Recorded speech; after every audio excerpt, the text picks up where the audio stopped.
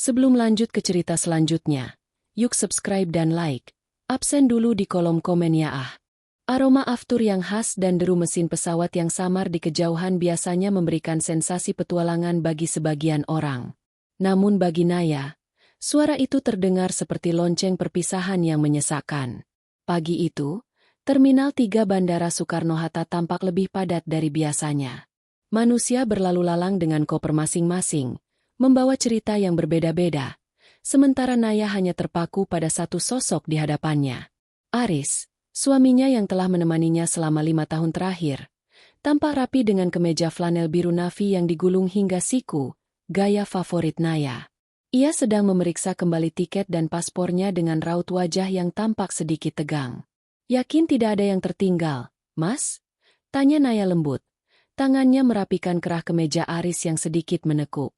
Aris menoleh, lalu tersenyum tipis. Senyum yang biasanya membuat Naya merasa aman. Namun kali ini entah mengapa terasa sedikit berbeda. Sudah semua, sayang. Laptop, dokumen kontrak, charger semua aman di dalam koper. Seminggu itu lama, Mas. Biasanya kamu paling jauh cuma 3 hari ke Surabaya atau Medan. Ini Balikpapan, proyek besar pula. Keluh Naya dengan nada manja yang tak bisa ia sembunyikan. Aris terkekeh, lalu menarik Naya ke dalam pelukannya. Naya memejamkan mata, menghirup aroma parfum sandalwood yang maskulin dari leher suaminya. Pelukan itu terasa hangat, namun Naya merasakan detak jantung Aris yang sedikit lebih cepat dari biasanya. Ia mengira itu hanya karena Aris merasa gugup menghadapi presentasi proyek besar di Kalimantan. Hanya seminggu, Naya. Begitu kontrak ditandatangani, aku langsung pulang. Aku janji akan membawakanmu kepiting kenari yang paling enak. Bisik Aris di telinganya. Naya melepaskan pelukan itu, menatap mata coklat suaminya. Aku tidak butuh kepiting, Mas. Aku hanya butuh kamu pulang dengan selamat. Jangan lupa minum vitaminmu, dan tolong jangan telat makan hanya karena rapat yang tidak ada habisnya itu. Aris mengangguk cepat. Tangannya mengusap pipi Naya dengan ibu jarinya. Iya, Nyonya Aris yang cerewet. Oh, sudah jam segini. Aku harus segera masuk ke dalam. Antreannya mulai mengular. Aris meraih tangkai koper kabinnya. Namun, sebelum ia melangkah, ia sempat ragu sejenak. Ia merogoh saku celananya, memastikan ponselnya ada di sana. Gerakannya terlihat sedikit terburu-buru. Seolah-olah ada sesuatu yang sedang ia kejar, atau justru sesuatu yang sedang ia hindari. Mas? Panggil Naya saat Aris mulai berjalan menuju gerbang pemeriksaan dokumen. Aris berbalik. Ya. Aku mencintaimu. Ucap Naya tulus. Aris tertegun sejenak. Ada kilatan aneh di matanya yang tak bisa Naya terjemahkan. Rasa bersalah? Kegugupan? Atau hanya kelelahan? Aku juga mencintaimu, Naya. Sangat, jawabnya pendek. Lalu ia melambaikan tangan dan menghilang di balik rumunan calon penumpang. Naya berdiri di sana, mematung di balik pagar pembatas, sampai sosok punggung suaminya benar-benar tak terlihat lagi. Ia menarik napas panjang, mencoba mengusir rasa hampa yang tiba-tiba menyerang. Ia selalu merasa seperti ini setiap kali Aris pergi dinas, namun hari ini, ada semacam firasat yang mengganjal di ulu hatinya. Sebuah rasa tidak nyaman yang ia anggap hanya sebagai kecemasan berlebihan seorang istri. Ia berjalan perlahan menuju area parkir. Di dalam mobil, keheningan menyambutnya. Aroma parfum Aris masih tertinggal di jok samping kemudi, membuatnya tersenyum kecut. Ia menyalakan mesin mobil, bersiap untuk menempuh perjalanan pulang ke rumah mereka yang kini akan terasa sangat sepi. Saat hendak memindahkan persneling, mata Naya menangkap sesuatu di saku pintu sebelah kiri. Sebuah benda kulit berwarna coklat tua. Ia meraihnya dan jantungnya hampir berhenti berdetak saat menyadari apa itu. Itu adalah paspor cadangan Aris yang juga berisi dompet kecil khusus perjalanan, tempat Aris biasanya menyimpan kartu kredit cadangan, uang tunai darurat, dan yang paling krusial, kartu identitas perusahaan yang harus ia gunakan untuk masuk ke lokasi proyek di Balikpapan. Ya ampun, Mas Aris, seru Naya panik. Ia segera merogoh ponselnya, menekan nomor Aris dengan cepat. Nomor yang Anda tuju sedang tidak aktif atau berada di luar jangkauan. Kenapa sudah dimatikan? Harusnya dia masih mengantre di imigrasi. Gumam Naya kesal. Ia mencoba lagi, 2 kali, 3 kali, namun hasilnya tetap sama.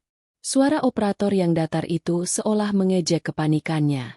Naya melihat jam di dashboard. Masih ada waktu 45 menit sebelum jadwal keberangkatan yang disebutkan Aris tadi.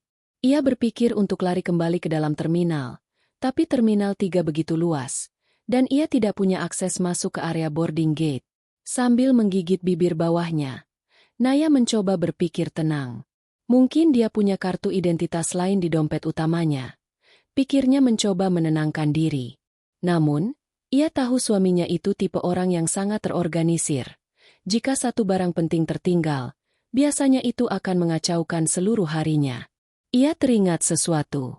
Aris pernah memintanya menginstal aplikasi pelacak ponsel keluarga setelah kejadian ponsel Naya hilang tahun lalu. Untuk keamanan, kata Aris saat itu. Naya membuka aplikasi tersebut, berharap bisa melihat posisi Aris dan mungkin mengirimkan pesan singkat atau sinyal, ping, yang bisa menembus mode silent. Jari Naya gemetar saat membuka peta digital di layar ponselnya. Titik biru menunjukkan posisinya di parkiran bandara. Ia mencari ikon foto Aris. Titik itu bergerak. Namun, arah pergerakannya tidak menuju landasan pacu. Titik merah yang melambangkan ponsel Aris justru bergerak menjauh dari area bandara. Bergerak stabil menyusuri jalan tol menuju ke arah pusat kota Jakarta. Loh, Mas Aris keluar dari bandara? Naya mengerutkan kening. Apa dia sadar barangnya tertinggal dan memutuskan pulang naik taksi? Naya menunggu. Ia memperhatikan titik itu dengan seksama. Jika Aris pulang, titik itu seharusnya menuju ke arah perumahan mereka di Tangerang Selatan. Namun, titik itu justru berbelok menuju kawasan bisnis di jantung ibu kota. Detak jantung Naya mulai berpacu kencang. Ada sesuatu yang tidak beres. Mengapa Aris mematikan ponselnya tapi membiarkan pelacaknya aktif? Atau mungkin Aris tidak tahu kalau pelacak itu masih menyala di latar belakang? Naya memutuskan untuk mengikuti titik itu. Bukan karena ia curiga, setidaknya belum, tapi karena ia ingin mengantarkan paspor dan dompet ini. Ia meyakinkan dirinya sendiri bahwa mungkin ada perubahan rencana mendadak dari kantor Aris. Tapi, saat titik merah itu berhenti dengan statis di sebuah lokasi bernama The Grand Serenity Hotel, sebuah hotel bintang 5 yang terkenal dengan privasi mewahnya, rasa mual mulai mengaduk perut Naya. Naya mencengkeram kemudi mobilnya kuat-kuat hingga buku-buku jarinya memutih. Balikpapan tidak punya hotel dengan nama ini, Mas. Bisiknya pada ruang kosong di dalam mobil. Ia menginjak pedal gas, meninggalkan bandara dengan kecepatan tinggi, menuju sebuah kebenaran yang tidak pernah ia bayangkan akan menghancurkan hidupnya dalam hitungan jam ke depan. Jalanan tol menuju pusat kota terasa jauh lebih panjang dari biasanya. Naya mengemudi dengan pikiran yang berkecamuk. Di kursi penumpang sebelah kiri, paspor coklat dan dompet Aris seolah menatapnya dengan dingin, menjadi bukti fisik bahwa ada sesuatu yang sangat salah. Sesekali ia melirik layar ponselnya yang terpasang di dashboard. Titik merah itu masih tidak bergerak. Masih di sana, di koordinat yang sama, The Grand Serenity Hotel. Mungkin ada pertemuan mendadak, gumam Naya pelan, mencoba meyakinkan dirinya sendiri. Mungkin klien dari Balikpapan yang justru datang ke Jakarta, dan Aris baru tahu saat sudah di bandara. Namun, argumen itu segera terbantahkan oleh logika paling sederhana. Jika ada perubahan rencana, mengapa Aris tidak menghubunginya? Mengapa ia harus berbohong dan mengatakan akan tetap berangkat? Dan yang paling mencurigakan, mengapa ia mematikan ponselnya tepat setelah mereka berpisah? Naya merasakan keringat dingin mulai membasahi telapak tangannya. Ia mencoba mengingat-ingat perilaku Aris dalam beberapa minggu terakhir. Tidak ada yang aneh. Aris tetaplah suami yang perhatian, masih sering membawakannya bunga setiap Jumat malam, dan tetap menjadi pendengar yang baik saat Naya mengeluhkan pekerjaan di kantor. Semuanya tampak sempurna. Terlalu sempurna, hingga Naya tidak menyadari bahwa kesempurnaan itu mungkin hanyalah sebuah tirai yang menutupi kebusukan di baliknya. Tiba-tiba, ponsel Naya bergetar. Sebuah pesan masuk dari grup WhatsApp keluarga besar.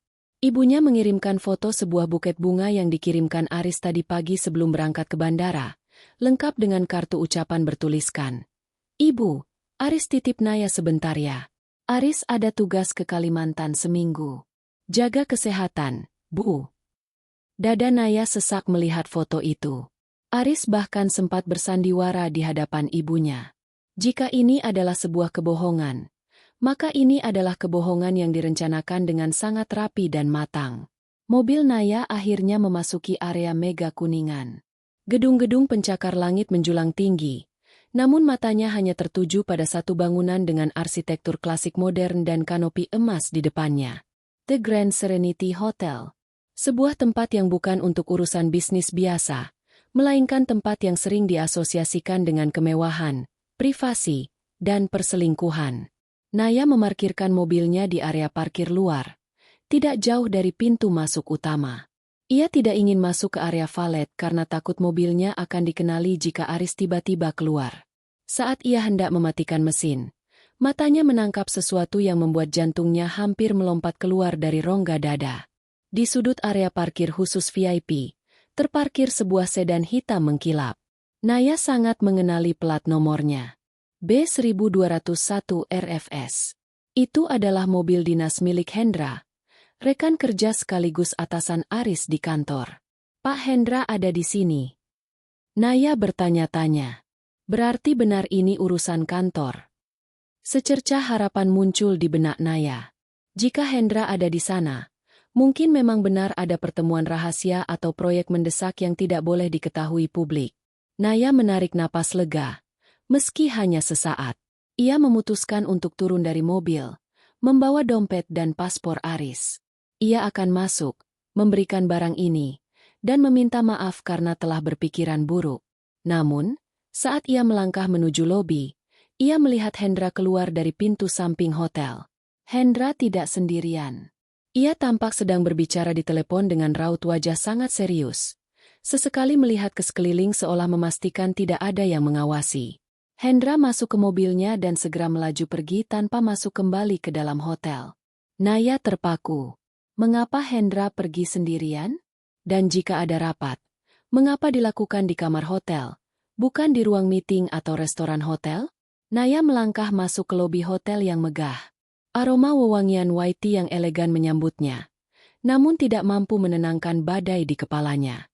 Ia menghampiri meja resepsionis dengan langkah yang diatur sedemikian rupa agar tampak tenang, meski lututnya terasa lemas. "Selamat siang, ada yang bisa saya bantu, Ibu?" Sapa resepsionis pria dengan seragam rapi dan senyum profesional. Naya menelan ludah. Ia mengeluarkan dompet Aris dan menunjukkan sebuah kartu nama perusahaan yang terselip di sana. "Siang. Saya asisten Pak Aris dari PT Global Sinergi." Pak Aris meninggalkan dokumen penting ini di mobil. "Tadi beliau bilang ada pertemuan di sini, tapi saya lupa menanyakan nomor kamarnya. Bisa tolong dicek?" Resepsionis itu tampak ragu. "Maaf Ibu, untuk privasi tamu, kami tidak bisa memberikan informasi nomor kamar tanpa izin yang bersangkutan." Naya memutar otak. Ia mengeluarkan ponselnya dan menunjukkan foto dirinya bersama Aris saat perayaan ulang tahun pernikahan mereka bulan lalu. "Saya istrinya. Beliau sedang dalam rapat penting dan ponselnya mati. Jika dokumen ini tidak sampai sekarang, perusahaan kami bisa kehilangan kontrak besar. Tolonglah, Mas." Resepsionis itu melihat foto di ponsel Naya, lalu melihat wajah Naya yang tampak sembab dan cemas. Mungkin karena rasa kasihan, pria itu akhirnya luluh. Ia mengetikkan sesuatu di komputer di hadapannya. "Atas nama Bapak Aris Pratama?" "Iya," jawab Naya cepat. "Beliau melakukan check-in 1 jam yang lalu secara ekspres. Kamar 302, lantai 3. Tapi Ibu, tadi Bapak Aris berpesan agar tidak diganggu." Dunia Naya seolah berputar. Check-in 1 jam yang lalu. Itu berarti Aris langsung menuju hotel ini segera setelah Naya menurunkannya di bandara. Tidak ada penerbangan. Tidak ada perjalanan ke Balikpapan. Yang ada hanyalah sebuah kamar hotel nomor 302. "Terima kasih," bisik Naya singkat. Ia berbalik dan berjalan menuju lift dengan tatapan kosong. Pikirannya sekarang terbelah antara ingin segera lari pulang dan melupakan semuanya, atau naik ke atas dan menghadapi kenyataan paling pahit dalam hidupnya. Setiap langkah menuju lift terasa seperti beban bertonton. Saat pintu lift terbuka di lantai 3, koridor yang sunyi dengan karpet tebal itu terasa mencekam. Naya berjalan menyusuri nomor-nomor kamar. 301, dan tepat di depannya, pintu kayu kokoh dengan angka tembaga, 302. Naya berdiri di depan pintu itu selama beberapa menit. Ia bisa mendengar detak jantungnya sendiri yang berdegup kencang di telinga. Tangannya yang memegang paspor Aris bergetar hebat. Ia ingin mengetuk, tapi jari-jarinya kaku. Tiba-tiba, terdengar suara tawa kecil dari dalam kamar. Suara yang sangat ia kenali. Itu suara suaminya. Aris sedang tertawa lepas. Jenis tawa yang hanya ia keluarkan saat merasa sangat bahagia dan nyaman. Namun, yang membuat napas Naya terhenti adalah suara balasan setelahnya. Suara lembut seorang wanita yang menyahuti candaan Aris dengan nada yang sangat manja. Naya memejamkan mata. Air mata yang sejak tadi ia tahan akhirnya jatuh membasahi pipinya. Kepercayaan yang ia bangun selama 5 tahun hancur berkeping-keping di depan sebuah pintu kayu nomor 302. Dengan sisa keberanian yang ada, Naya mencoba menyentuh gagang pintu. Dan secara mengejutkan, pintu itu tidak terkunci rapat. Gagangnya berputar, dan celah kecil terbuka, memperlihatkan sedikit bagian dalam kamar yang temaram. Naya masih berdiri mematung di depan celah pintu kamar 302 yang sedikit terbuka. Cahaya temaram dari dalam kamar menerobos keluar, menciptakan garis panjang di atas karpet koridor yang sunyi. Suara tawa yang tadi ia dengar perlahan meredup, berganti dengan gumaman rendah yang intim. Setiap sel di tubuh Naya berteriak agar ia segera mendorong pintu itu. Namun kakinya terasa seperti terpaku ke lantai semen di bawah karpet mewah tersebut. Pikirannya melayang kembali ke aplikasi pelacak di ponselnya. Titik merah itu. Mengapa ia begitu bodoh? Aris yang biasanya sangat teliti. Mengapa ia membiarkan pelacak itu aktif? Apakah Aris merasa begitu aman dengan sandiwara, dinas luar kota, ini sehingga ia menjadi ceroboh? Ataukah ini adalah cara semesta untuk menunjukkan kebusukan yang selama ini tersembunyi rapi di bawah hamparan bunga-bunga romansa mereka? Naya menarik napas panjang, mencoba mengisi paru-parunya yang terasa menyempit. Ia melihat ke bawah, pada paspor coklat di tangannya. Benda itu kini terasa seperti sampah tak berguna. Ia telah menempuh perjalanan dari bandara ke pusat kota dengan harapan bahwa semua ini hanya salah paham, sebuah kekeliruan teknologi, atau mungkin sekadar kejutan ulang tahun yang terlalu dini. Namun, suara wanita di dalam sana menghancurkan sisa-sisa harapan itu. "Mas, nanti kalau Mbak Naya telepon bagaimana?" Suara wanita itu terdengar lagi. Lebih jelas sekarang karena posisi mereka sepertinya mendekat ke arah pintu. "Ponselku mati. Sayang. Aku sudah bilang padanya kalau di pesawat dan di lokasi proyek nanti sinyalnya susah. Dia tidak akan curiga." Naya itu wanita yang sangat penurut dan mudah percaya. Sahut suara Aris. Ada nada meremehkan dalam suaranya yang membuat hati Naya seperti diiris sembilu. Mudah percaya. Kata-kata itu menghujam jantung Naya lebih dalam daripada fakta bahwa Aris sedang bersama wanita lain. Selama ini, kepercayaan yang ia berikan dianggap sebagai kelemahan oleh suaminya sendiri. Kesetiaan yang ia jaga dengan sepenuh hati hanya dijadikan bahan lelucon di sebuah kamar hotel. Naya merasakan gelombang amarah mulai menggantikan rasa sedihnya. Air mata yang tadinya hangat kini terasa dingin dan kering di pipinya. Ia mengepalkan tangan, meremas paspor dan dompet Aris hingga kulitnya lecet. Ia teringat bagaimana tadi pagi ia mencium tangan Aris di bandara, mendoakan keselamatannya, dan merasa sangat sedih karena harus berpisah selama seminggu. Ternyata, seminggu, itu adalah waktu yang direncanakan Aris untuk bersenang-senang di kota yang sama, hanya beberapa kilometer dari rumah mereka. Ia teringat kembali pada mobil Hendra yang terparkir di bawah. Apakah Hendra terlibat? Apakah seluruh kantor tahu tentang ini? Ataukah Hendra hanya dijadikan alat untuk memperkuat alibi Aris? Rasa dikhianati oleh lingkungan sekitarnya membuat Naya merasa dunia ini menjadi tempat yang sangat asing dan kejam. Naya kembali menempelkan telinganya ke celah pintu. Aku takut, Mas. Kalau sampai ibu tahu, atau kalau Mbak Naya tiba-tiba pulang ke rumah ibu. Suara wanita itu terdengar gelisah. SSTT, jangan bahas itu sekarang. Ini waktu kita. Aku sudah memesan makan malam romantis di sini. Tidak akan ada yang tahu. Kita aman di sini. Aris menenangkan dengan suara yang sangat lembut. Suara yang biasanya ia gunakan untuk menenangkan Naya saat sedang stres karena pekerjaan. Naya merasa mual. Ia tidak bisa lagi menahan diri. Namun, tepat saat ia hendak menendang pintu itu hingga terbuka, ponsel di saku celananya bergetar hebat. Ia tersentak, hampir menjatuhkan dompet Aris. Dengan cepat ia merogoh ponselnya, takut suaranya akan ketahuan. Ternyata itu adalah panggilan video dari ibunya. Naya panik.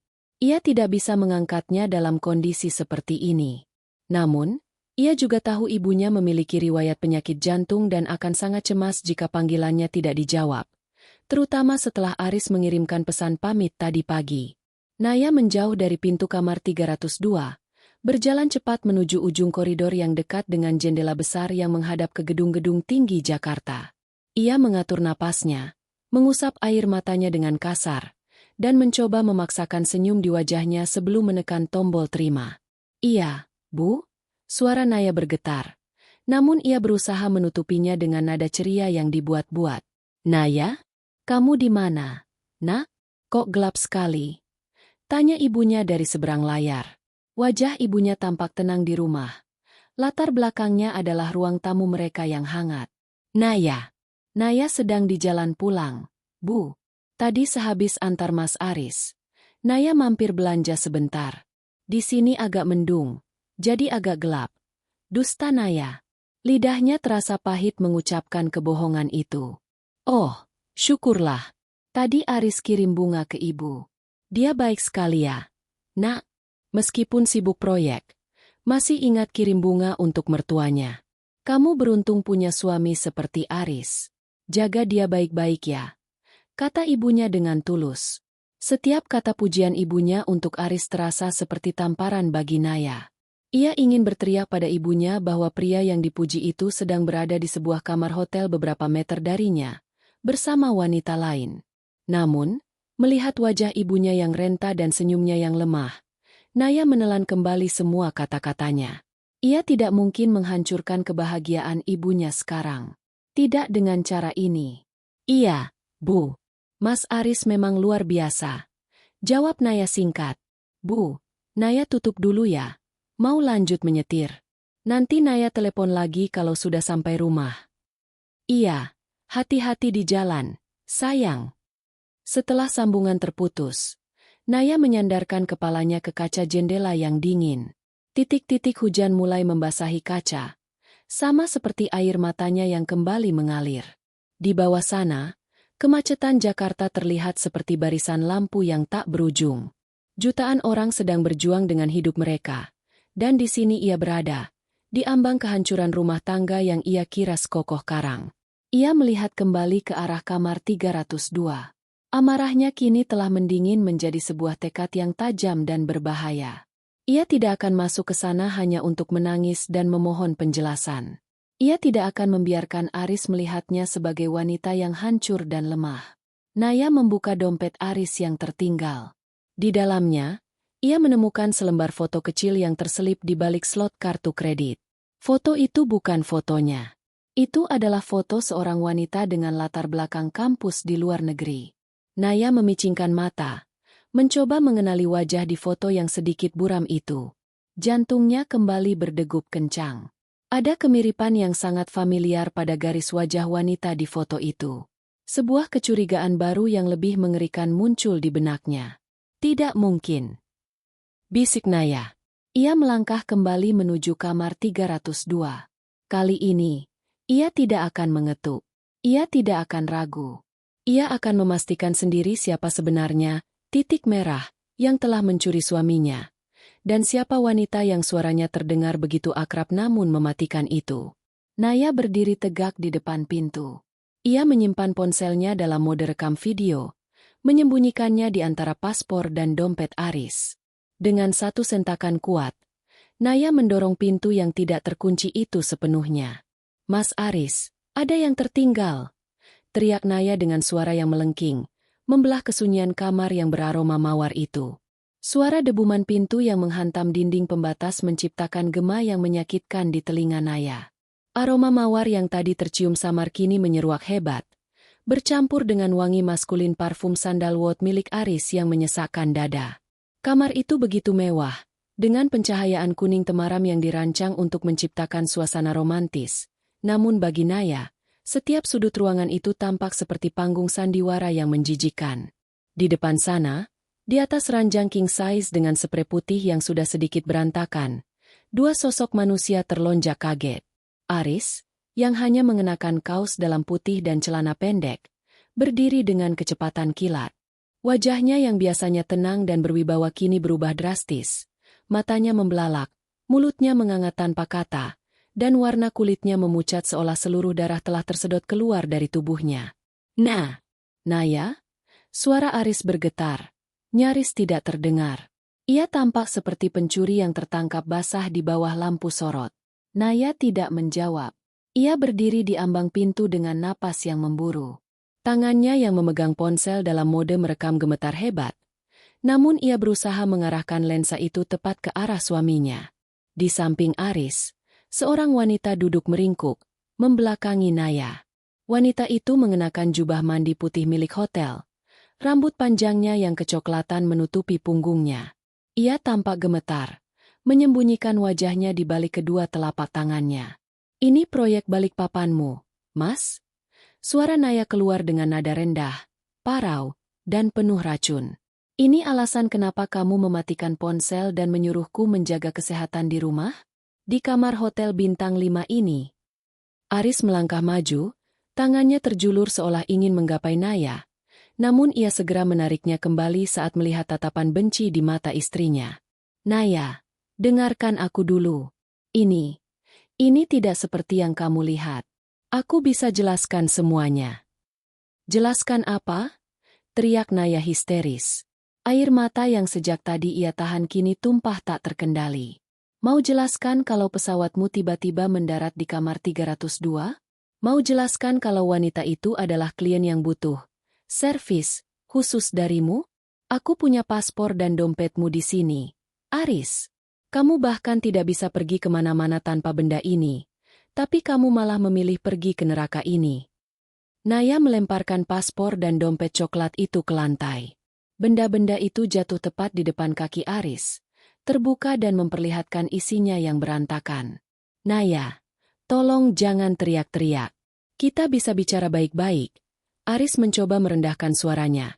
Matanya sesekali melirik ke arah pintu yang terbuka, takut ada tamu lain atau staf hotel yang mendengar keributan itu. "Bicara baik-baik? Kamu bicara baik-baik denganku di bandara tadi. Lalu kamu tertawa di sini dengan dia." Naya menunjuk wanita yang masih mematung di atas ranjang. "Siapa dia, Aris?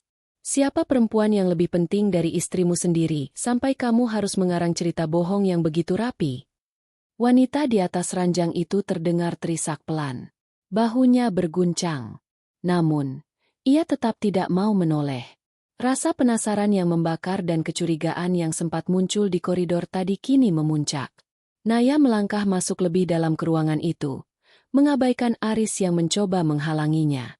Setiap langkah Naya terasa berat, seolah ia sedang berjalan di atas pecahan kaca. "Bangun!" bentak Naya pada wanita itu. "Tunjukkan wajahmu. Kamu berani meniduri suami orang, tapi tidak berani menatap istrinya? Bangun!" Aris mencoba memegang lengan Naya. "Naya, sudah jangan begini. Ayo kita keluar. Aku akan antar kamu pulang dan kita bicara di rumah." "Lepas!" Naya menyentakkan tangannya dengan kasar. Kekuatan yang muncul dari rasa sakit hatinya membuat Aris terhuyung ke belakang. Naya kini berdiri tepat di samping ranjang. Aroma parfum wanita itu mulai tercium, sebuah aroma bunga lili yang sangat familiar. Aroma yang sering ia hirup di rumah ibunya. Aroma yang sering ia cium saat ia memeluk seseorang yang sangat ia sayangi. Dunia seolah berhenti berputar.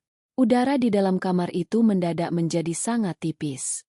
Naya merasakan firasat buruknya berubah menjadi kenyataan yang mengerikan sebelum ia bahkan menyentuh wanita itu. "Bangun, atau aku tarik rambutmu," ancam Naya dengan suara yang pecah. Perlahan, wanita itu menurunkan tangannya. Ia menarik napas panjang yang terdengar seperti rintihan, lalu dengan gerakan yang sangat lambat, ia memutar tubuhnya menghadap Naya. Rambutnya yang menutupi wajah tersingkap, memperlihatkan sepasang mata sembab yang penuh dengan ketakutan dan rasa bersalah.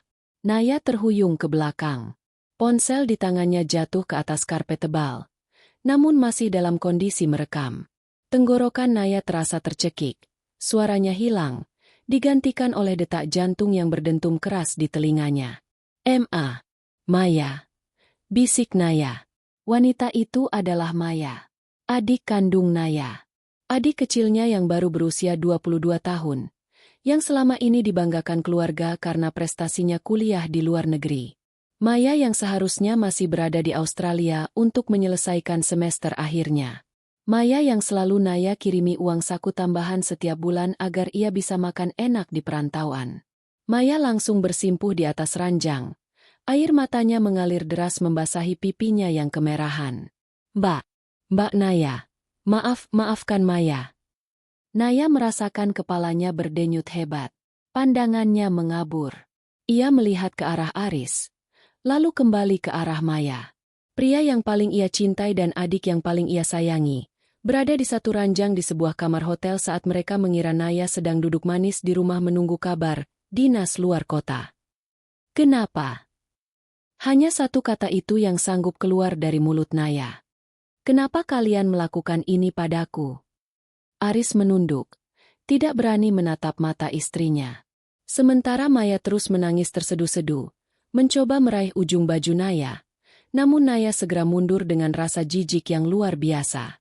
Rasa sakitnya bukan lagi seperti diiris sembilu, tapi seperti jantungnya diremas hingga hancur berkeping-keping.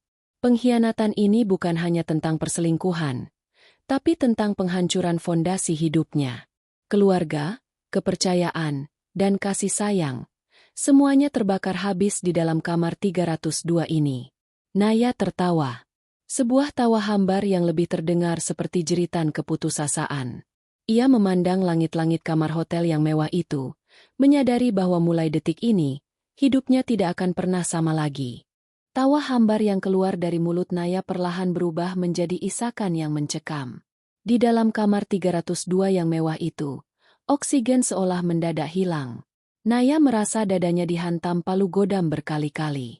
Pandangannya bergantian menatap Aris yang mematung dan Maya yang masih bersimpuh dengan jubah mandi yang tampak terlalu besar untuk tubuh mungilnya.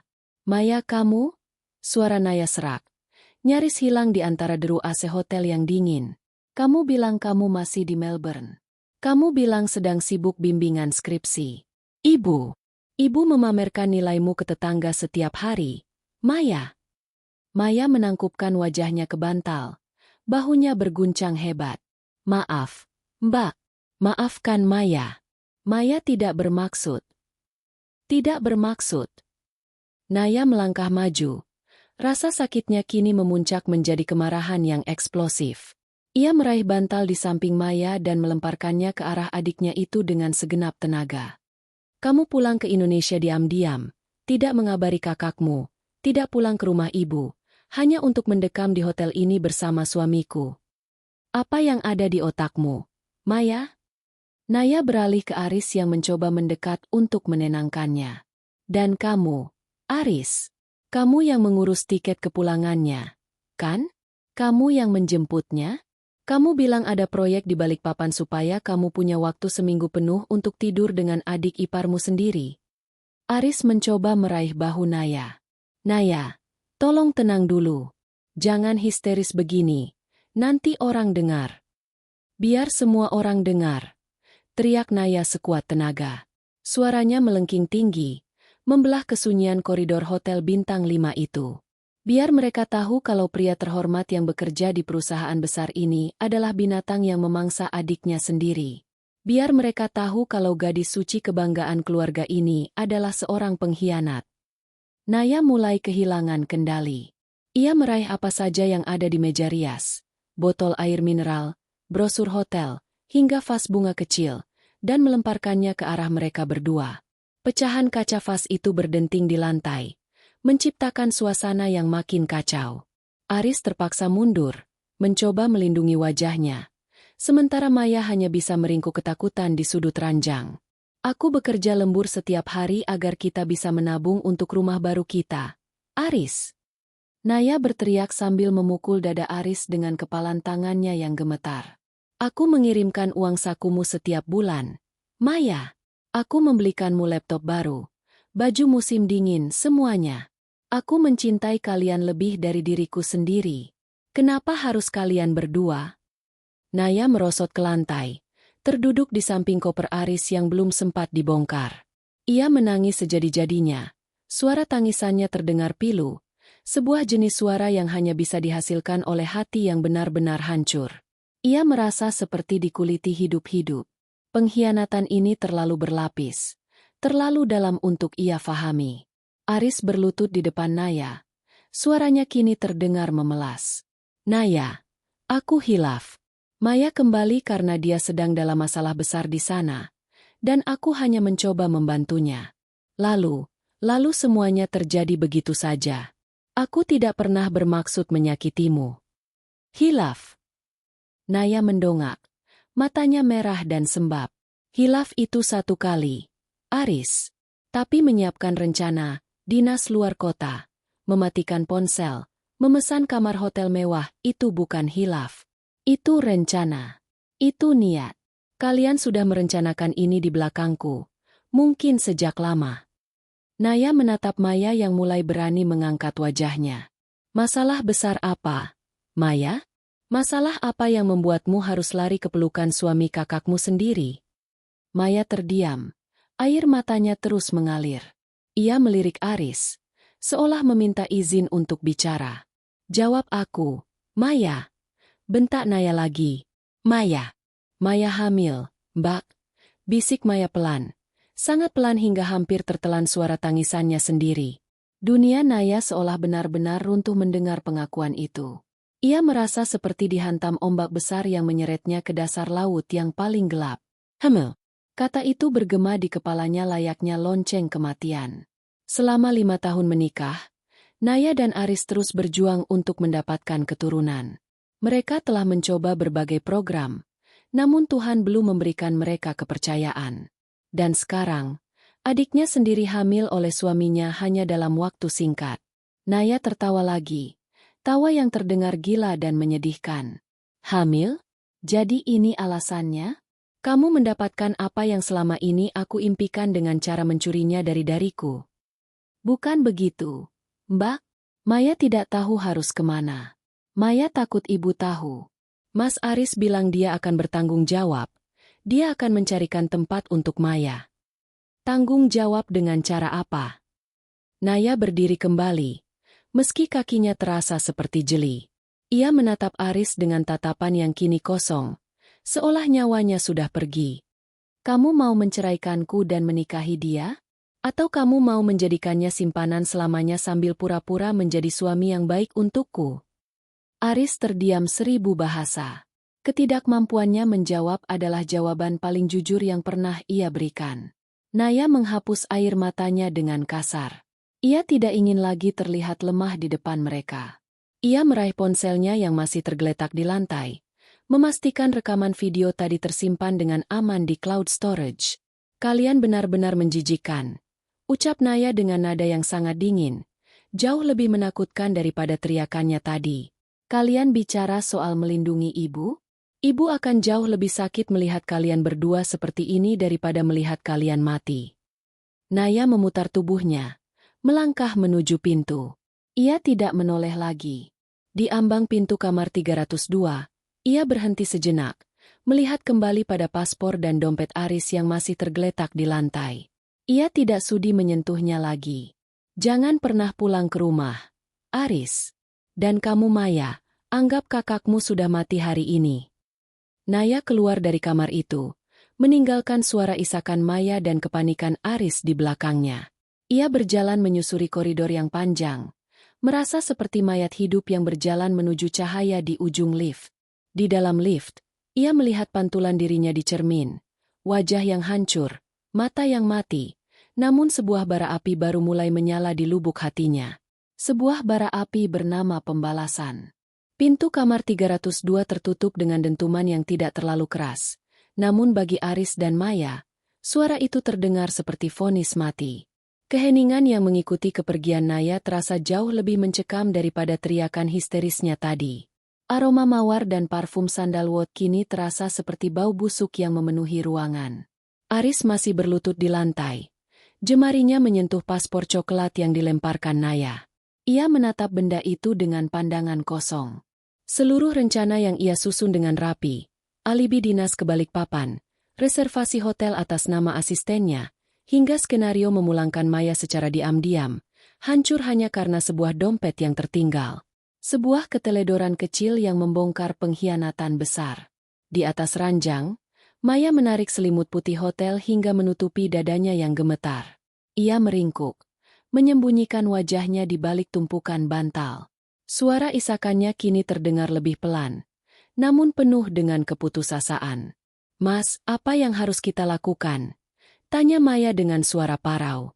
"Mbak Naya sudah tahu. Dia merekam kita. Jika video itu sampai ke ibu." Aris tidak menjawab. Ia berdiri perlahan. Kakinya terasa berat. Ia berjalan menuju jendela besar yang memperlihatkan pemandangan kota. Di bawah sana, ia melihat mobil Naya meluncur keluar dari area parkir dengan kecepatan tinggi. Ia tahu, saat mobil itu menghilang di tikungan jalan, hidupnya yang nyaman juga ikut lenyap. "Aku akan mencoba menghubunginya lagi nanti," kata Aris pelan, lebih kepada dirinya sendiri. "Naya itu lembut. Dia sangat menyayangimu. Maya, mungkin kalau emosinya sudah turun, kita bisa bicara." "Lembut?" Maya mendongak. Matanya merah dan bengkak. "Tadi Mas tidak lihat matanya? Itu bukan mata Mbak Naya yang aku kenal. Dia menatapku seolah aku adalah sampah." "Dia benar, Mas. Kita memang menjijikkan." Maya merapatkan selimutnya, merasa kedinginan meski suhu AC sudah ia naikkan. Pikirannya melayang ke setahun yang lalu, saat Aris sering mengunjunginya di Melbourne dengan alasan meninjau potensi investasi kantor. Semuanya dimulai dari makan malam biasa, curhat tentang kesepian di negeri orang, hingga perhatian Aris yang terasa lebih hangat daripada sekadar kakak ipar. Maya yang saat itu sedang labil setelah putus cinta, jatuh ke dalam pelukan Aris tanpa perlawanan berarti. Bagi Maya, Aris adalah sosok pria sempurna yang selalu ia idamkan, mapan, dewasa, dan pelindung. Ia lupa bahwa pria sempurna itu adalah milik kakaknya sendiri. "Kamu harus mandi dan bersiap," ucap Aris tanpa menoleh. "Kita tidak bisa lama-lama di sini. Naya mungkin akan melaporkan ini ke manajemen hotel atau bahkan ke kantor." "Lalu aku harus kemana?" tanya Maya putus asa. "Mbak Naya bilang jangan pernah pulang ke rumah ibu." "Aku tidak punya tempat tinggal di sini, Mas. Semua orang mengira aku masih di Australia." Aris menghela napas panjang, mengusap wajahnya dengan kasar. "Aku akan mencarikanmu apartemen sementara. Untuk sementara, jangan hubungi siapapun. Jangan buka media sosial. Aku harus mencari cara untuk menghapus rekaman di ponsel Naya." Aris melangkah mendekati ranjang, mencoba menyentuh tangan Maya. Namun Maya menarik tangannya dengan cepat. Ada kilatan rasa bersalah yang kini bercampur dengan ketakutan di mata gadis itu. "Jangan sentuh aku, Mas," bisik Maya. "Setiap kali kamu menyentuhku, aku teringat wajah Mbak Naya tadi. Kenapa kita sejahat ini? Dia yang membiayai kuliahku. Dia yang selalu membelaku di depan ibu. Dan aku membalasnya dengan mengandung anak suaminya." Aris terdiam. Kata-kata Maya menghantam nuraninya yang sudah lama ia bungkam. Ia mencintai Naya, atau setidaknya ia pikir begitu. Naya adalah istri yang sempurna, setia, suportif, dan sangat mandiri. Namun, kemandirian Naya terkadang membuat Aris merasa tidak dibutuhkan. Bersama Maya, ia merasa menjadi pahlawan. Maya yang rapuh dan butuh bimbingan memberinya ego yang tidak ia dapatkan dari istrinya yang tangguh. Ini bukan salahmu sepenuhnya, Maya. Aku yang memulainya. Aris mencoba membela diri. Tapi aku yang melanjutkannya, teriak Maya. Aku bisa saja menolak, tapi aku malah menikmatinya. Kita berdua adalah pelakunya. Aris berjalan menuju meja kecil dan mengambil ponselnya yang tadinya mati. Begitu ia menyalakannya, puluhan notifikasi masuk. Pesan dari grup kantor, panggilan tak terjawab dari ibunya, dan satu pesan singkat dari Hendra, atasannya. Aris, istrimu baru saja meneleponku. Dia menanyakan keberadaanmu. Aku tidak bisa menutupi ini lebih lama lagi. Maaf, aku harus jujur padanya kalau kamu tidak ada jadwal ke Balikpapan. Aris melempar ponselnya ke atas ranjang. Sial, Hendra mengkhianatiku. Bukan Hendra yang mengkhianatimu, Mas. Kamu yang mengkhianati dirimu sendiri, sahut Maya dingin. Ia turun dari ranjang, masih terbungkus selimut, menuju kamar mandi. Aku ingin pulang ke Melbourne.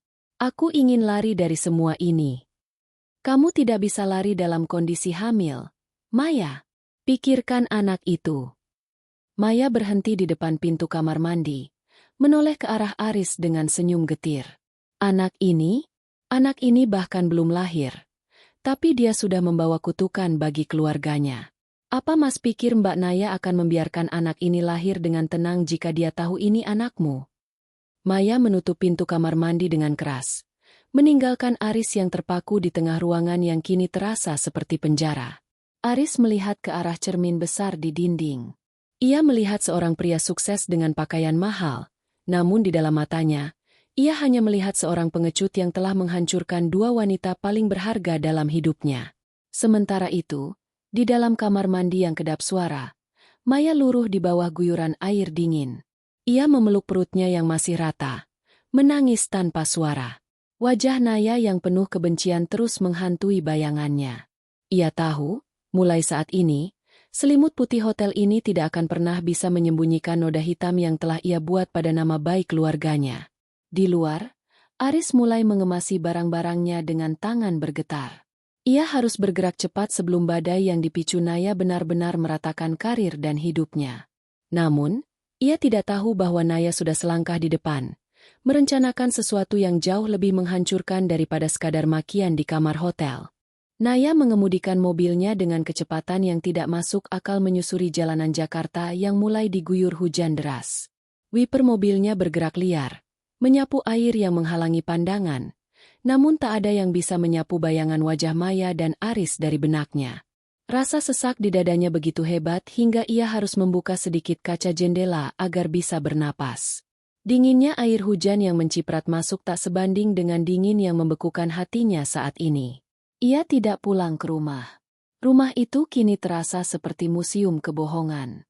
Setiap sudutnya, foto pernikahan di ruang tamu, vas bunga pemberian Aris, bahkan spray yang ia cuci dengan penuh kasih, kini terasa beracun. Naya membelokkan setirnya menuju sebuah apartemen kecil di pinggiran kota, milik sahabat karibnya sejak SMA, Sinta. Setibanya di sana, Naya hanya berdiri di depan pintu dengan baju yang setengah basah dan tatapan kosong. Begitu Sinta membuka pintu, Naya luruh. Ia tidak menangis dengan suara keras. Ia hanya gemetar hebat. Naya? Ya Tuhan, ada apa?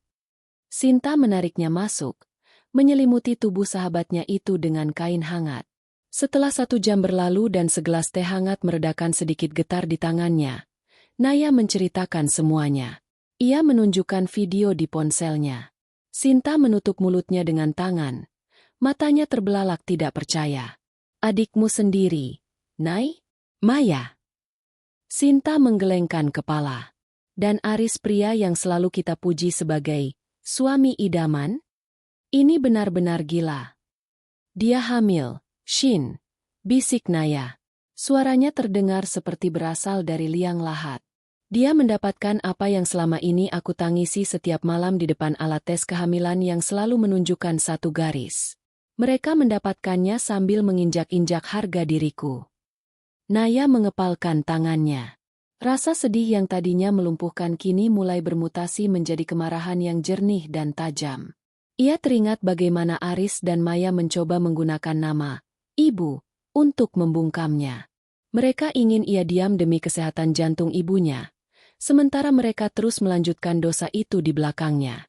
Mereka pikir aku akan diam, kata Naya, matanya kini berkilat tajam. Mereka pikir aku akan mengalah demi keutuhan keluarga. Tapi mereka lupa satu hal, akulah yang menjaga keutuhan keluarga itu selama ini. Dan jika aku berhenti, mereka semua akan runtuh. Apa yang akan kamu lakukan, Nay? Tanya Sinta cemas. Naya mengambil ponselnya kembali. Ia membuka aplikasi pesan. Tangannya tidak lagi gemetar. Aku tidak akan menjadi istri yang malang yang memohon agar suaminya kembali. Aku juga tidak akan menjadi kakak yang menutupi aib adiknya agar nama baik keluarga tetap terjaga. Mereka sudah memilih untuk mengkhianatiku. Maka mereka harus siap menerima konsekuensinya. Naya mulai mengetik. Target pertamanya bukan Aris, melainkan orang yang membantu Aris memberikan alibi, Hendra. Ia mengirimkan potongan video singkat tanpa suara ke nomor pribadi Hendra dengan pesan singkat. Terima kasih sudah membantunya menipu saya, Pak Hendra. Saya harap posisi Anda di perusahaan cukup kuat untuk menanggung skandal ini jika video ini sampai ke meja direksi besok pagi. Hanya dalam hitungan detik, ponsel Naya berdering. Hendra menelepon dengan panik, namun Naya menolaknya. Ia tidak butuh penjelasan dari kaki tangan pengkhianat. Nay, kamu benar-benar ingin menghancurkan karir Aris? Tanya Sinta ragu. Aris tidak punya karir jika tidak ada aku yang membantunya membangun citra, pria keluarga, di depan klien-kliennya. Jawab Naya dingin. Dan Maya, dia pikir dia bisa bersembunyi di balik statusnya sebagai anak kesayangan. Naya kemudian membuka grup WhatsApp keluarga besar, sebuah grup yang berisi paman, bibi, sepupu, dan tentu saja, ibunya. Jantungnya berdenyut kencang saat melihat foto profil ibunya yang sedang tersenyum. Ia tahu, apa yang akan ia lakukan mungkin akan membuat ibunya jatuh sakit. Namun, membiarkan ibunya terus memuji Aris dan Maya adalah sebuah kebohongan yang jauh lebih kejam. Naya mengunggah 3 foto. Pertama, foto paspor Aris yang tertinggal. Kedua, foto lokasi Grand Serenity Hotel. Dan ketiga, tangkapan layar video yang memperlihatkan wajah Aris dan Maya di atas ranjang yang sama. Tanpa kata-kata panjang, ia hanya menulis satu kalimat. Inilah alasan kenapa Mas Aris tidak jadi ke Balikpapan. Dan inilah alasan kenapa Maya sudah ada di Jakarta tanpa mengabari kita semua. Selamat untuk kalian berdua. Naya, kamu benar-benar mengirimnya. Sinta terpekik. Naya meletakkan ponselnya di meja dengan posisi terbalik. Sudah selesai. Bomnya sudah meledak. Sekarang biarkan mereka merasakan apa itu dikuliti oleh publik. Ponsel Naya mendadak gila. Notifikasi masuk beruntun seperti rentetan peluru. Panggilan dari bibinya, pesan penuh tanya dari sepupunya, dan tentu saja, panggilan dari Aris yang berulang kali masuk. Naya tidak menyentuhnya. Ia merasa sebuah beban besar terangkat dari bahunya, namun digantikan oleh kehampaan yang luar biasa. Ia berjalan menuju balkon apartemen Sinta, menatap hujan yang mulai mereda. Di luar sana, Aris dan Maya pasti sedang panik luar biasa. Ponsel mereka pasti meledak dengan pertanyaan dari keluarga besar. Sandiwara mereka telah berakhir dalam sekali klik. Namun, di tengah rasa puas itu, Naya merasakan perih yang tak tertahankan. Ia baru saja membakar jembatan yang menghubungkannya dengan masa lalu. Ia baru saja menghancurkan keluarganya sendiri untuk mendapatkan keadilan. Tiba-tiba, sebuah pesan masuk dari nomor yang tidak ia kenali. Mbak Naya, jangan salahkan Maya sepenuhnya. Mas Aris yang memaksa Maya pulang karena Maya butuh biaya untuk operasinya. Mas Aris mengancam tidak akan membantu jika Maya tidak menuruti kemauannya. Naya mengerutkan kening. Pesan itu dari siapa? Dan, operasi, apa? Apakah ada bagian dari pengkhianatan ini yang belum ia ketahui? Apakah Aris jauh lebih monster daripada yang ia bayangkan? Naya mencengkeram pagar balkon. Ia menyadari bahwa perang ini baru saja dimulai. Pengkhianatan dua arah ini ternyata memiliki lapisan rahasia yang lebih gelap, dan ia bertekad untuk menggali semuanya sampai ke akar-akarnya, meski ia harus ikut terbakar dalam prosesnya. Suasana di apartemen Sinta mendadak mencekam. Ponsel Naya yang tergeletak di meja terus bergetar. Layarnya menyala berulang kali menampilkan nama, Aris, dan Ibu. Namun Naya tetap bergeming di balkon.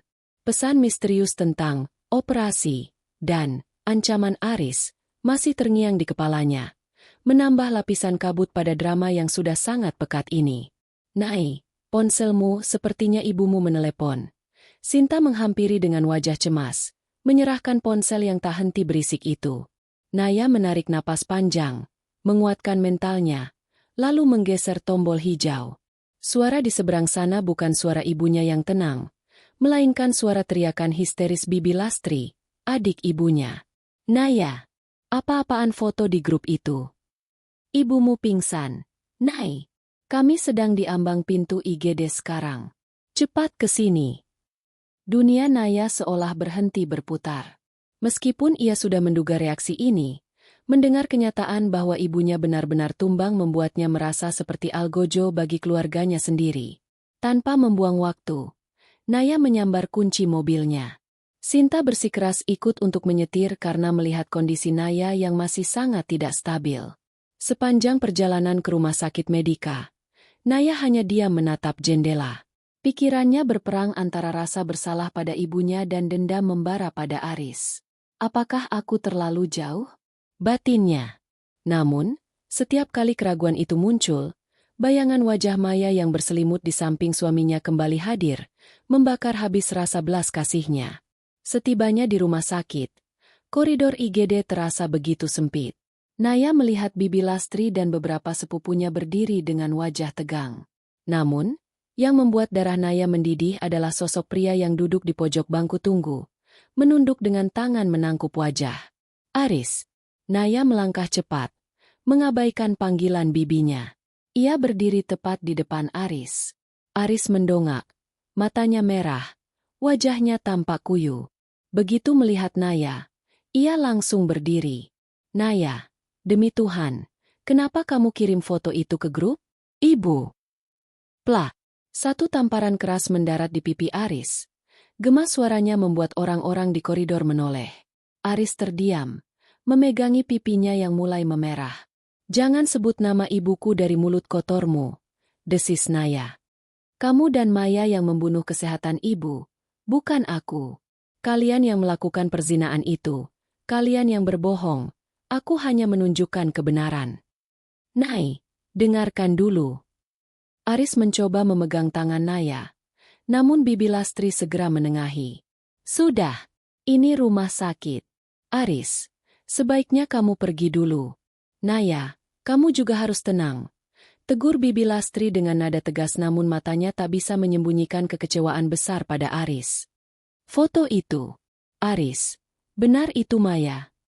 Aris tidak menjawab. Ia hanya menunduk. Sebuah pengakuan bisu yang membuat Bibi Lastri beristighfar berkali-kali sambil menutup mulutnya. Di tengah ketegangan itu, seorang perawat keluar dari ruang IGD. "Keluarga Ibu Sarah." Naya segera maju. "Saya anaknya, Sus." Ibu sudah sadar, tapi kondisinya masih sangat lemah. Tekanan darahnya sangat tinggi. Beliau terus memanggil nama Naya dan Maya. Naya masuk ke dalam ruangan yang beraroma obat tajam itu sendirian. Di atas brankar, ibunya tampak sangat rapuh dengan selang oksigen di hidungnya. Air mata Naya jatuh seketika saat melihat tangan ibunya yang keriput bergetar mencari pegangan. "Naya."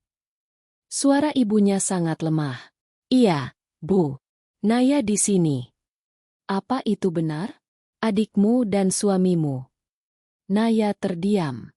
Ia ingin berbohong untuk menenangkan ibunya, tapi ia tahu kebohonganlah yang membawa mereka ke titik ini. Ia mengangguk pelan sambil terisak. "Maafkan Naya, Bu. Naya tidak bisa menjaga mereka." Ibunya memejamkan mata. Air mata mengalir dari sudut matanya yang tua. "Panggil Maya. Ibu ingin bicara." Naya tertegun. Ia teringat pesan misterius tadi. Ia keluar dari ruangan dan menemukan Aris masih di sana. "Di mana Maya?" tanya Naya ketus. "Dia di apartemen temannya. Dia takut sekali, Nay. Dia tidak berani keluar," jawab Aris pelan. "Bawa dia ke sini." Ibu yang minta. 1 jam kemudian, sosok yang sangat Naya benci muncul di ujung koridor. Maya datang dengan tudung jaket menutupi kepalanya. Wajahnya disembunyikan di balik masker. Ia berjalan di belakang Aris dengan langkah gontai. Saat melihat Naya, Maya gemetar hebat. Ia bersembunyi di balik punggung Aris. Naya tidak mengatakan apa-apa. Ia hanya menunjuk ke arah pintu kamar ibunya. Mereka bertiga masuk ke dalam ruangan yang sempit itu. Suasana mendadak menjadi sangat dingin. Ibu Sarah membuka matanya, menatap kedua orang di hadapannya. Maya mendekat ke ibu. Maya bersimpuh di samping tempat tidur. Tangisnya pecah seketika. "Ibu, maafkan Maya." "Bu, Maya salah." "Benar kamu hamil?" tanya ibunya tanpa basa-basi. Maya hanya bisa mengangguk dalam tangisnya. Ibunya kemudian beralih ke Aris. "Dan kamu, Aris, kamu yang melakukan ini pada adik iparmu sendiri?" Aris bersujud di kaki tempat tidur. "Maafkan saya, Bu. Saya hilaf, saya akan bertanggung jawab." "Tanggung jawab seperti apa?" Suara Ibu Sarah mendadak menjadi tajam. "Kamu mau poligami? Atau kamu mau ceraikan Naya? Kamu pikir anak yang dikandung Maya bisa menghapus luka yang kamu buat di hati Naya?" Ibu Sarah menoleh ke arah Naya yang berdiri di pojok ruangan. "Naya, ibu tidak akan memaksamu bertahan. Ini hidupmu. Tapi ibu punya satu permintaan." Naya mendekat. "Apa, Bu?" "Tanyakan pada suamimu tentang uang kuliah Maya di Australia yang katanya sudah lunas itu. Dan tanyakan pada adiknya tentang operasi apa yang sebenarnya dia jalani sebulan lalu sampai dia butuh uang ratusan juta." Naya mengerutkan kening. Pandangannya beralih tajam ke arah Aris dan Maya. Wajah Aris mendadak pucat pasi. Lebih pucat daripada saat tertangkap di hotel. Maya pun berhenti menangis. Wajahnya menunjukkan ketakutan yang berbeda. "Uang kuliah? Operasi?" Naya mengulang kata-kata itu. "Mas Aris, apa yang ibu bicarakan? Bukankah kamu bilang uang kuliah Maya itu beasiswa sebagian dan sisanya dari tabunganku?" Aris terdiam. Maya menggigit bibirnya hingga berdarah. Naya menyadari satu hal. Pengkhianatan ini jauh lebih besar dari sekadar urusan ranjang. Ada aliran uang, ada kebohongan finansial, dan ada rahasia gelap yang melibatkan nyawa. "Jawab," bentak Naya. Suaranya menggelegar di ruang rawat yang sunyi itu. Maya mendongak. Matanya menatap Naya dengan tatapan yang kini bukan lagi ketakutan, melainkan keputusasaan yang dingin. "Mas Aris tidak mencintaiku, Mbak. Dia hanya menggunakanku untuk mencuci uang perusahaannya lewat biaya kuliahku di luar negeri. Dan anak ini, dia ingin aku menggugurkannya karena dia takut hartanya jatuh ke tangan orang yang salah." Duar. Kebenaran baru itu meledak seperti bom atom di tengah ruangan. Aris berdiri. Wajahnya kini berubah menjadi bengis. "Diam kamu, Maya." Naya berdiri di antara mereka. Melindungi adiknya yang ia benci sekaligus ia kasihani. Ia menyadari sekarang bahwa ia tidak hanya berhadapan dengan suami selingkuh, tapi dengan seorang kriminal yang berdarah dingin. Ruang rawat Ibu Sarah mendadak terasa seperti ruang interogasi yang menyesakkan. Pengakuan Maya yang baru saja terlontar membuat atmosfer ruangan berubah dari drama perselingkuhan menjadi skandal kriminal yang jauh lebih gelap. Naya berdiri mematung di tengah ruangan, menatap Aris yang kini tak lagi tampak seperti suami yang penuh sesal, melainkan pria asing yang menyimpan banyak rahasia berbahaya. "Mencuci uang." Naya mengulang kata-kata itu dengan nada tak percaya. "Apa maksudmu, Maya? Jelaskan padaku sekarang juga." Maya, yang masih bersimpuh di lantai, mencoba mengatur napasnya yang tersengal. "Setiap bulan, uang yang Mbak Naya kirim untukku itu sebenarnya hanya sebagian kecil. Mas Aris mengirimkan jumlah yang jauh lebih besar ke rekening Australiaku, ratusan juta tiap beberapa bulan. Dia menyuruhku mengirimkannya kembali ke rekening perusahaan cangkang atas namanya di sana. Dia bilang itu untuk investasi masa depan, kita bersama.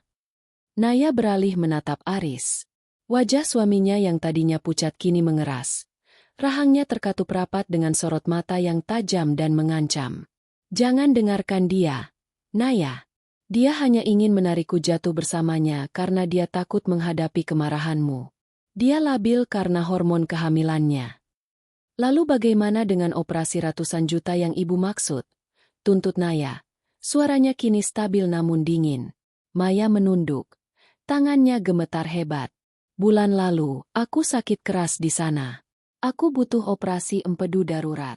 Tapi Mas Aris menolak membiayainya kalau aku tidak mau pulang ke Indonesia dan menuruti kemauannya untuk tetap tutup mulut soal aliran dana itu.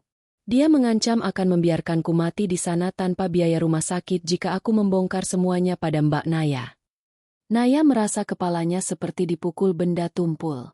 Selama ini, ia mengira Aris adalah pilar kekuatannya, pria yang mendukung karirnya dan mencintai keluarganya.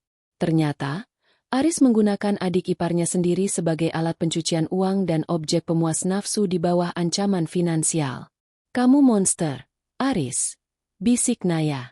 Rasa jijik yang ia rasakan kini melampaui rasa sakit hatinya. Kamu menggunakan adikku, kamu membohongi aku, dan kamu mencuri uang perusahaan demi ambisimu sendiri. Aris tertawa kecil, tawa yang terdengar sangat sinis dan asing di telinga Naya. Mencuri? Aku membangun perusahaan itu dengan keringatku sendiri.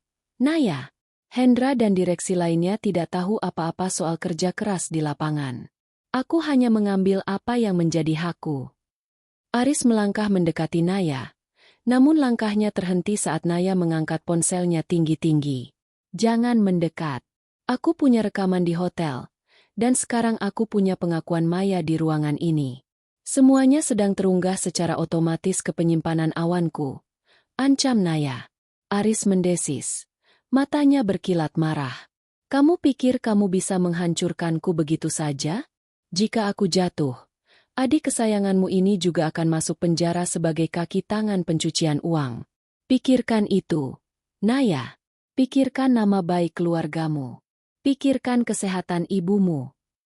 Naya melirik ke arah ibunya yang kembali memejamkan mata. Napasnya terdengar berat dan tersengal-sengal di balik masker oksigen. Ancaman Aris ada benarnya. Secara hukum, Maya terlibat karena rekeningnya digunakan untuk transaksi ilegal tersebut.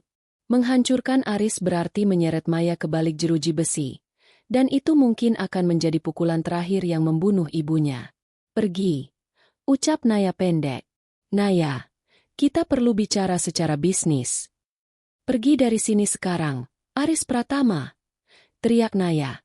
Suaranya menggelegar hingga membuat perawat di luar pintu masuk untuk memeriksa. Aris merapikan kemejanya yang sedikit berantakan, menatap Naya dan Maya dengan pandangan meremehkan sebelum akhirnya melangkah keluar ruangan. Keheningan yang mengikuti kepergiannya terasa sangat pahit. Naya luruh ke kursi di samping tempat tidur ibunya. Ia menutupi wajahnya dengan kedua tangan, menangis tanpa suara. Maya mencoba mendekat, merangkak di lantai untuk menyentuh kaki kakaknya. Mbak, maafkan Maya. Maya takut. Maya benar-benar takut. Isak Maya. Naya menarik kakinya. Tidak ingin disentuh. Jangan harap aku memaafkanmu begitu saja. Maya, kamu tetap mengkhianatiku. Kamu tetap tidur dengan suamiku, terlepas dari ancaman itu atau tidak. Tapi sekarang, aku harus menyelamatkan apa yang tersisa dari keluarga ini. Naya mengambil ponselnya, namun bukan untuk menelepon polisi. Ia menelepon Sinta. Shin, aku butuh bantuanmu. Cari pengacara paling handal yang menangani kasus korupsi dan hukum keluarga. Dan aku butuh kamu mencari tahu tentang perusahaan bernama Global Sinergi dan keterkaitannya dengan rekening di luar negeri. Aku punya beberapa nomor rekening yang bisa dilacak. Nai, kamu benar-benar akan melakukan ini. Suara Sinta terdengar khawatir di seberang sana. Aris pria yang berkuasa. Dia punya banyak koneksi. Dia punya koneksi, tapi aku punya kebenaran, jawab Naya tegas. Dia pikir dia bisa menyanderaku dengan nasib Maya. Dia salah besar. Naya menatap Maya yang masih meringkuk di lantai. Dengarkan aku. Maya, kamu akan memberikan semua bukti transaksi itu padaku. Semuanya. Tidak ada yang ditutup-tupi. Jika kamu ingin aku melindungimu dari penjara, kamu harus membantuku mengirim Aris ke sana. Maya mengangguk cepat. Wajahnya penuh dengan kepasrahan. Malam itu, di tengah heningnya kamar rumah sakit, Naya mulai menyusun langkah terakhirnya. Ia tidak lagi melihat dirinya sebagai istri yang dikhianati atau kakak yang tersakiti. Ia adalah seorang wanita yang sedang menyusun strategi perang. Ia mengumpulkan setiap detail, setiap pesan singkat, dan setiap bukti transfer yang selama ini terabaikan. Ia menyadari bahwa untuk mengalahkan monster, ia harus menjadi lebih cerdik dan lebih dingin dari monster itu sendiri. Naya melihat ke arah jendela, di mana lampu-lampu kota Jakarta masih bersinar terang. Di salah satu sudut kota itu, Aris mungkin sedang merencanakan langkah untuk membungkamnya. Namun Naya sudah tidak takut lagi. Besok adalah hari di mana sandiwara besar ini akan benar-benar berakhir. Entah dengan kehancuran total atau sebuah awal yang baru yang berdarah-darah. Pagi itu, langit Jakarta tampak labu, seolah meratapi drama yang akan segera mencapai puncaknya. Naya berdiri di depan cermin toilet kantor pusat PT Global Sinergi. Ia mengenakan setelan blazer berwarna merah darah yang kontras dengan wajahnya yang pucat namun bergaris tegas. Tidak ada lagi sisa air mata. Ia telah memulas bibirnya dengan lipstik merah tua, sebuah perlambang keberanian yang ia paksa muncul dari lubang kehancuran hatinya. Di dalam tasnya, terdapat sebuah flash disk berisi semua rekaman hotel, pengakuan Maya, serta data aliran dana ilegal yang berhasil ia kumpulkan dalam semalam dengan bantuan pengacara dan Sinta. Naya melangkah menuju ruang rapat utama di lantai 22, tempat Aris sedang memimpin rapat tahunan bersama jajaran direksi dan klien besar. Saat ia sampai di depan pintu kayu jati yang megah itu, dua orang petugas keamanan mencoba menghadangnya. "Maaf, Ibu Naya. Bapak sedang ada rapat penting tidak bisa diganggu," ucap salah satu petugas. Naya menatap petugas itu dengan tatapan yang sangat dingin. "Rapat ini memang penting, tapi pengumuman yang saya bawa jauh lebih penting bagi masa depan perusahaan ini. Silakan minggir, atau kalian akan ikut terseret dalam laporan kepolisian saya sore ini." Ketegasan dalam suara Naya membuat mereka ragu. Naya tidak menunggu jawaban. Ia mendorong pintu itu dengan kedua tangannya. Brak! Seluruh pasang mata di dalam ruangan mewah itu tertuju padanya. Aris, yang sedang berdiri di depan layar proyektor, mematung. Wajahnya yang tadinya penuh percaya diri saat menjelaskan grafik keuntungan perusahaan, seketika berubah menjadi abu-abu. Hendra, yang duduk di samping kursi direktur utama, tampak ingin menghilang dari kursinya. "Naya? Apa yang kamu lakukan di sini?" Aris mencoba mengendalikan suaranya. Meski getaran di tangannya tidak bisa ia sembunyikan.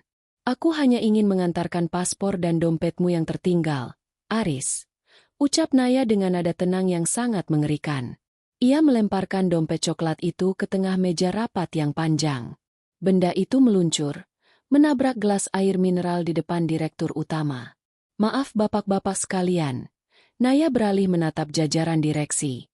"Pria di depan kalian ini bercerita bahwa ia baru saja pulang dari dinas di Balikpapan. Padahal, dia baru saja menyelesaikan dinas di kamar 302 Grand Serenity Hotel bersama selingkuhannya." Ruangan itu mendadak gaduh. Bisik-bisik mulai memenuhi udara. "Naya, keluar sekarang. Jangan bawa urusan rumah tangga ke sini," bentak Aris, mencoba menghampiri Naya. "Ini bukan lagi urusan rumah tangga, Aris. Ini urusan pidana." Naya mengangkat flash disk hitam di tangannya. "Di dalam sini bukan hanya foto perselingkuhanmu dengan adik kandungku sendiri, tapi juga bukti bahwa kamu telah menggelapkan dana perusahaan selama 3 tahun terakhir melalui rekening mahasiswa di Australia. Kamu mencuci uang perusahaan untuk memperkaya dirimu sendiri." Suasana ruangan mendadak sunyi senyap. Jenis kesunyian yang mencekam sebelum badai besar melanda. Direktur utama, seorang pria tua berwajah kaku, berdiri dan menatap Aris. "Aris, apa maksudnya ini?" "Ini fitnah, Pak." Istri saya sedang mengalami gangguan mental karena masalah pribadi. Teriak Aris panik. Silakan periksa sendiri, Pak Direktur.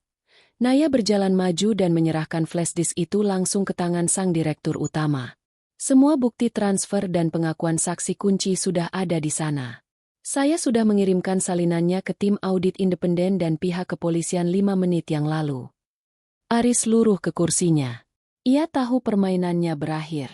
Di layar proyektor, Naya dengan sengaja menghubungkan ponselnya ke sistem nirkabel ruangan, menampilkan foto Aris dan Maya di hotel, sebuah penghinaan publik yang setimpal dengan apa yang ia rasakan.